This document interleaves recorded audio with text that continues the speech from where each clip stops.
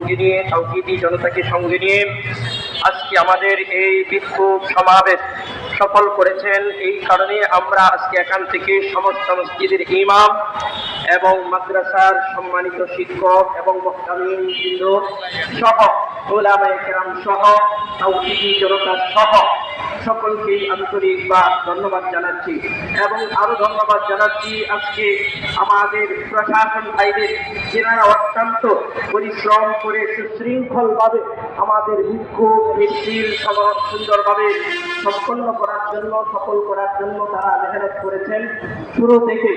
আবারও ধন্যবাদ জানাচ্ছি সমস্ত সংবাদকর্মী মিডিয়া ভাইদের, যারা অত্যন্ত সুন্দর ও সাবলীল ভাষায় আমাদের এই বক্তব্যগুলো সারা বিশ্বময় ছড়িয়ে দিবেন ফিলিস্তিনের পক্ষে, ইসরায়েলের বিপক্ষে। সম্মানিত হাজির, আমি বলতে চাই আমার বাংলাদেশ সরকারকে, বাংলাদেশ বর্তমান সরকার প্রধানকে বলতে চাই, আজকে ফিলিস্তিনের মুসলমান ভাই বোনরা নির্যাতিত ইহুদিদের মাধ্যমে, যেহেতু আমরাও মুসলিম তারাও মুসলিম, মুসলিম হিসাবে আমাদের কর্তব্য হলো তাদের দুঃখের সময় পাশে দাঁড়ানো, তাদের ব্যথায় ব্যথিত হয়ে তাদের সমবেদনা জানানো।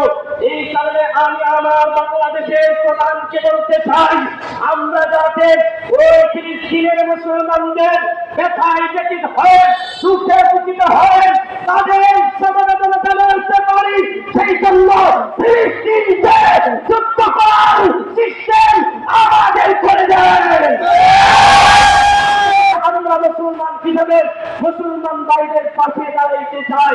আজকে সারা বিশ্বের মধ্যে 250 কোটি মুসলমান, আমরা সমস্ত মুসলমানরা কাঁধে কাঁধ মিলিয়ে, হাতে হাত মিলিয়ে ফিলিস্তিনের পাশে যদি দাঁড়ায়, ফিলিস্তিনের উপর আক্রমণ তো দূরের কথা, ফিলিস্তিনের উপর আক্রমণের চিন্তাও নেতানিয়াহু করতে পারবে না।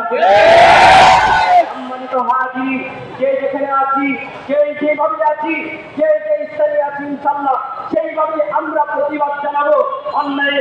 আমরা ইহুদি পণ্য বয়কট করবো, ইহুদিদের সাথে যাদের সম্পৃক্ততা